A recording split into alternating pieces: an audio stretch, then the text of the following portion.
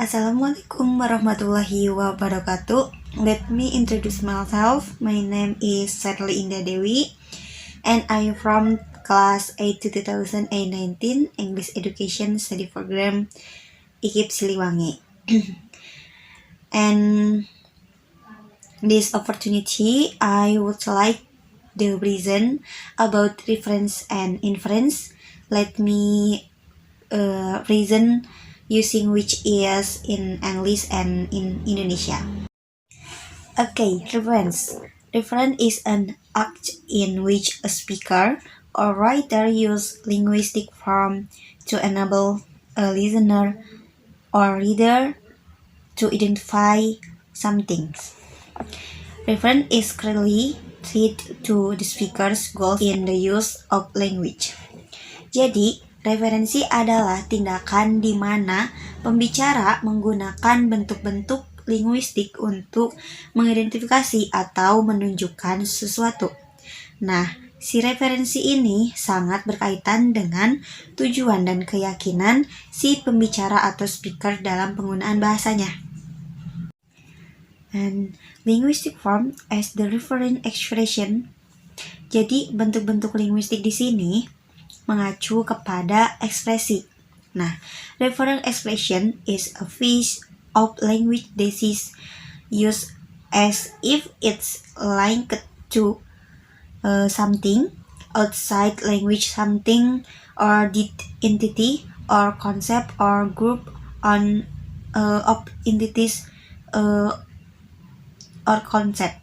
Nah, jadi si expression ini atau referent expression ini adalah bagian bahasa yang digunakan untuk mengaitkan sesuatu di luar bahasa. Nah, seperti kayak etos mati, etos hidup, benda mati, benda hidup, atau sesuatu konsep. Nah, biasanya sifatnya adalah yang menjadi objeknya atau sesuatu yang bisa kita asosiasikan di luar bahasa yang bisa kita bayangkan, yang bisa juga kita sudah tahu konsepnya dan sudah tahu bagaimana wujudnya. And then yang termasuk ke dalam referent expression itu ada 4. Nah, di antaranya itu ada proper nouns, ada indefinite nouns, yang ketiga ada indefinite nouns, yang keempat ada pronouns. Nah, I will give you the example of each of the now in the next slide. Nah, seperti yang sudah kita ketahui bahwa proper nouns ini adalah kata benda yang tepat dan spesifik. Maka jika saya beri contoh gambar di layar, nah tersebut ada gambar perempuan dan kita tahu bahwa siapa, maka itulah proper nouns-nya, yaitu Ibu Liliana Tanusudibjo. Nah, and the second picture ada gambar sebuah kota. Dan kita tahu kota itu di mana, seperti apa, kotanya, maka itulah yang menjadi proper nouns-nya, yaitu kota Jakarta. Nah, and then the second nouns, definite nouns, adalah kata benda yang pasti atau kata benda yang ada dalam bahasa Inggris yang selalu diawali dengan artikel dan digunakan saat si pembicara atau speaker yakin bahwa si pendengar atau listener atau mitra tuturnya sudah mengetahui kata benda yang dimaksud. Nah, ini ada contoh yang pertama, ada gambar Presiden Indonesia yang kita tahu dan kita sebut yaitu Bapak Jokowi Dodo. Is it proper nouns? Tapi definite noun-nya ini lebih luas dari apa yang sudah kita sebut tadi. Nah, dari proper nouns-nya, beliau adalah Presiden Republik Indonesia. Jadi definite nouns-nya ini adalah Presiden of Republik Indonesia. Lalu, di gambar kedua ada sebuah kota atau sebuah jalan yang kita sebelumnya itu nggak tahu pasti di mana tempatnya. dan di mana lokasinya dan seperti apa lokasinya, ya kan? Maka kita sebut dengan the secret. Nah, and the secret adalah definite nouns-nya. Jadi kita itu kayak rahasia dan kita nggak tahu itu di mana gitu ya. Nah, yang ketiga ini adalah indefinite nouns. Ini adalah kata benda yang tidak terbatas artinya, tidak terbatas, lebih luas lagi, lebih general lagi, atau lebih umum. Di situ ada gambar laki-laki yang dalam bahasa Inggris kita mengatakannya a man. Man itu kan laki-laki. Nah, maka man ini adalah indefinite nouns. Kalau misalkan kita sebut namanya itu proper nouns dan di layar ada gambar. Ini adalah sebuah danau. Kalau kita sebut dalam bahasa Inggris itu the lake.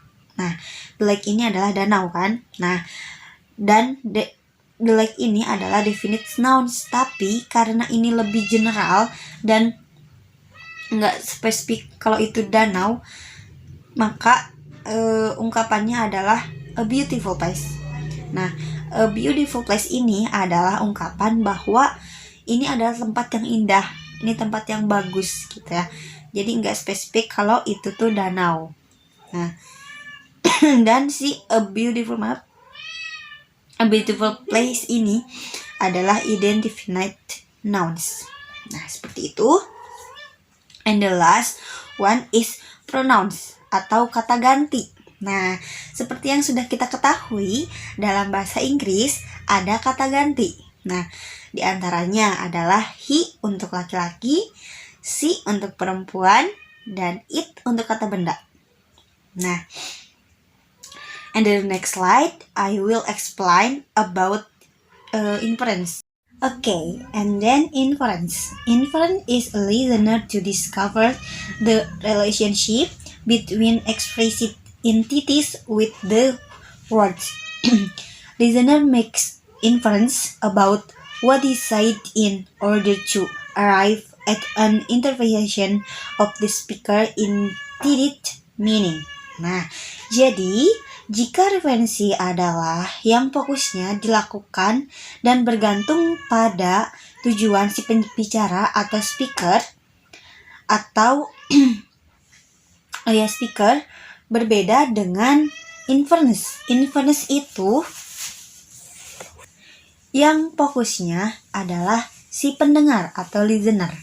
Nah, tugas si pendengar atau tugas si mitra tutur atau listener untuk menemukan hubungan antara entitas yang diekspresikan dengan kata-kata atau kalimat si pembicara. Nah, jadi pendengar ini bertugas untuk membuat kesimpulan dari apa atau tentang apa yang dikatakan si speaker ini untuk sampai pada interpretasi makna yang dimaksud dari si pembicara ini atau speaker. Nah, the next slide. In the scope of reference and inference, general aspects are identified. Those are. Nah, the first one, referential and attribute use. Nah, the second, ada name and reference. And three, ada the role of context. And the last one, ada anophonic reference. Nah, jadi di dalam skop referensi dan inferensi ini terdapat beberapa aspek yang di dalamnya. And I will explain of each this aspect in the next slide. And the first one, ada referential and interpretive.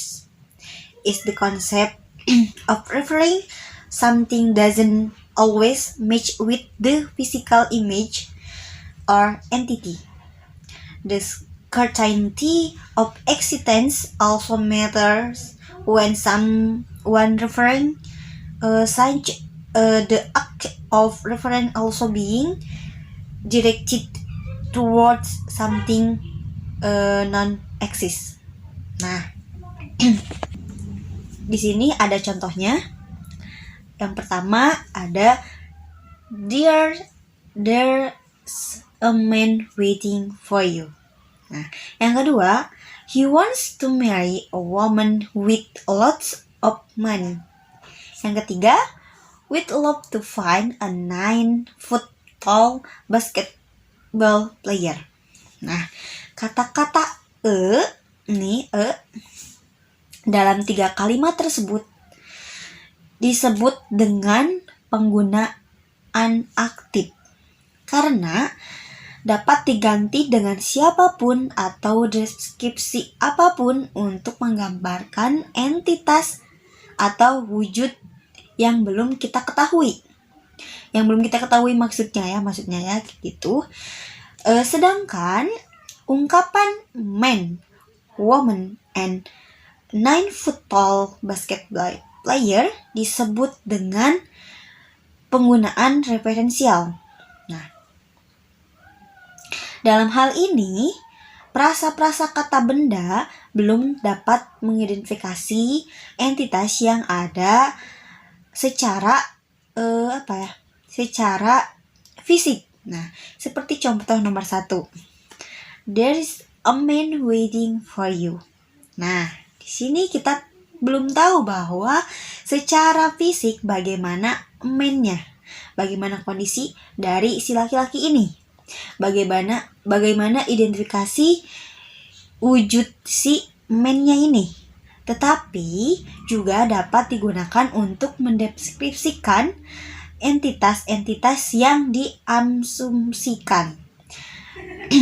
Ada, tetapi kita belum tahu siapa jelasnya, seperti ada yang di contoh nomor 2. Nih ya, nomor 2, he wants to marry a woman with lots of money. Nah, penggunaan referensial dan atribut di sini biasanya penutur itu mengajak kita untuk berasumsi.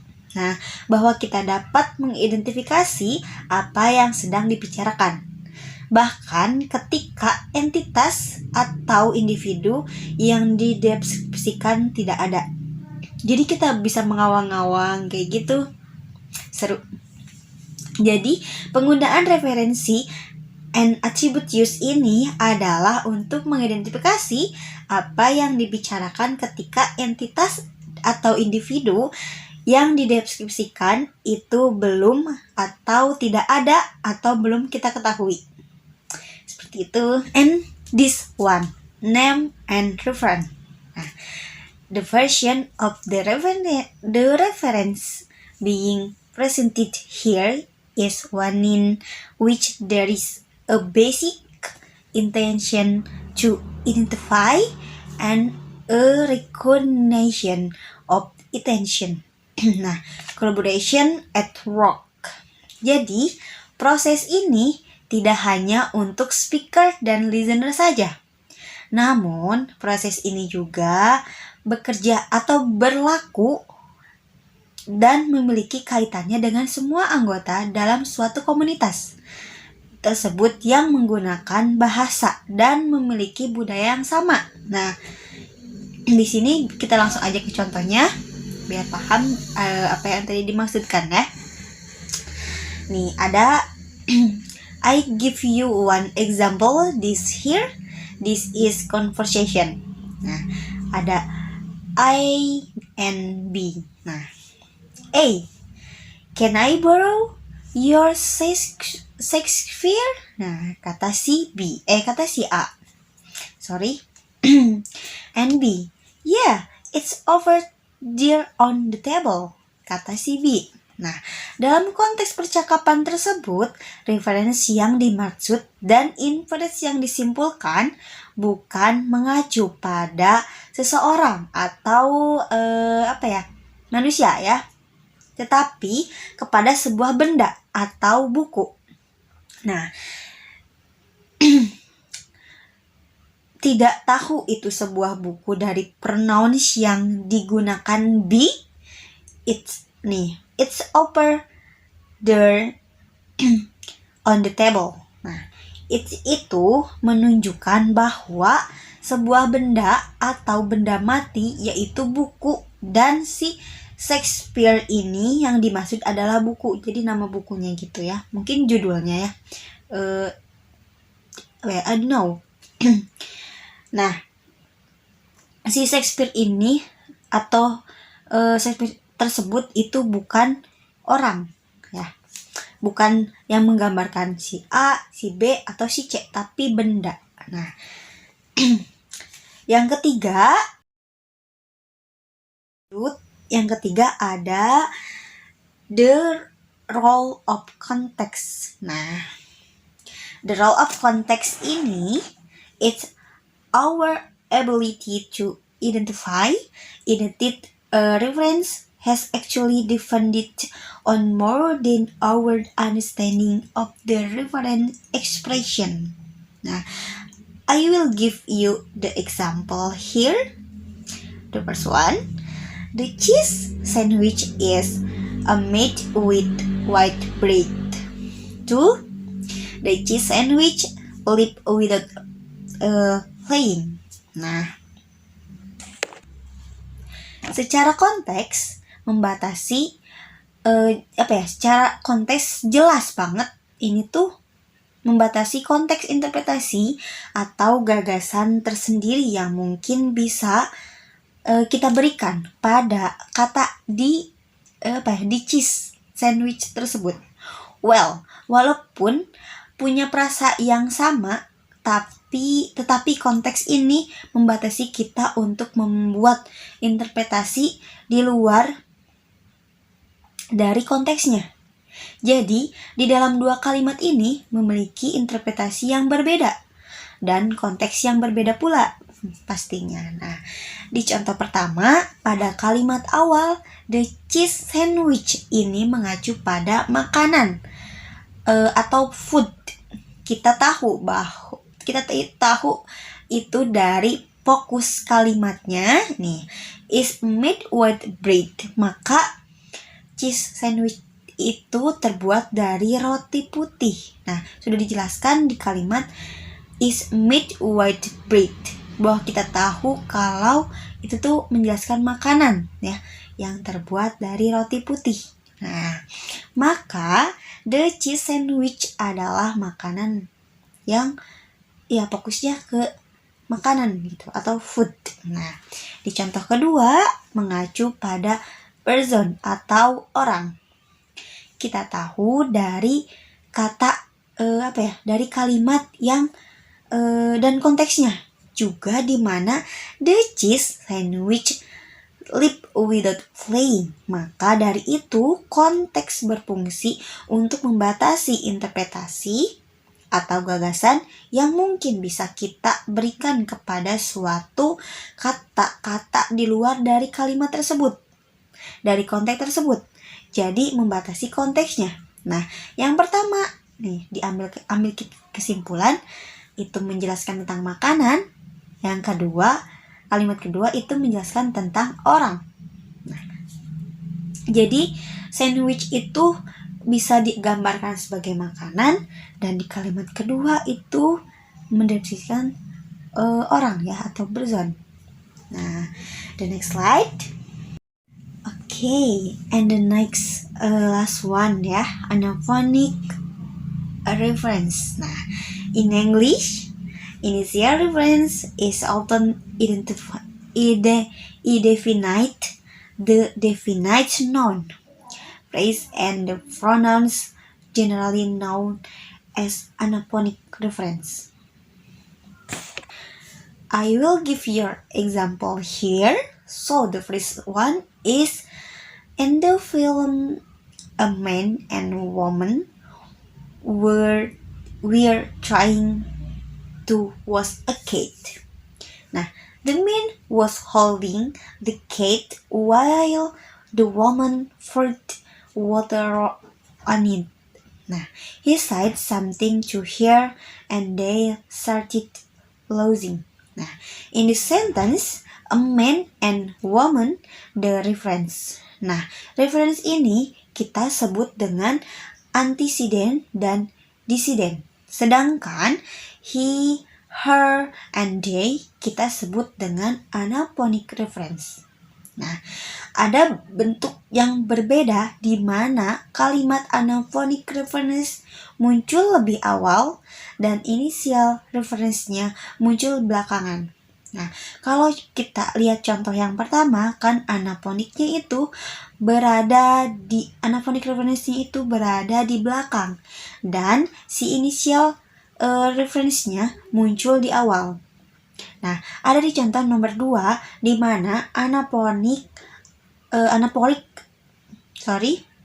reference-nya adalah it. Nah, dan initial reference-nya adalah large snake.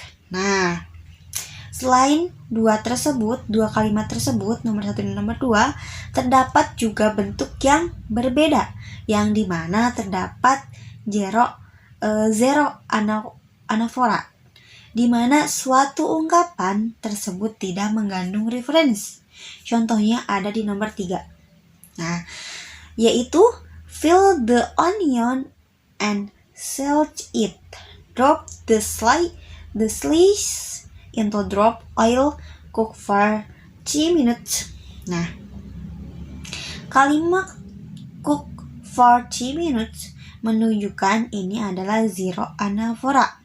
Karena zero anafora itu dapat membuat ekspektasi di mana si pendengar atau listener atau mitra tutur dapat menginterpretasikan yang dibicarakan si pembicara atau speaker. Nah, cook for 3 minutes kita tahu bahwa bahwa yang dimasak adalah slice of the onion. Jadi, tanpa perlu menuliskan atau menjelaskan si slice it of the onion, kita tahu yang harus dimasak adalah potongan bawang atau potongan onion. Okay, I think enough for me. Thank you so much for watching, and thank you so much for appreciation this video. I will saying I'm sorry for the any mistake. Wassalamualaikum warahmatullahi wabarakatuh. Bye everyone.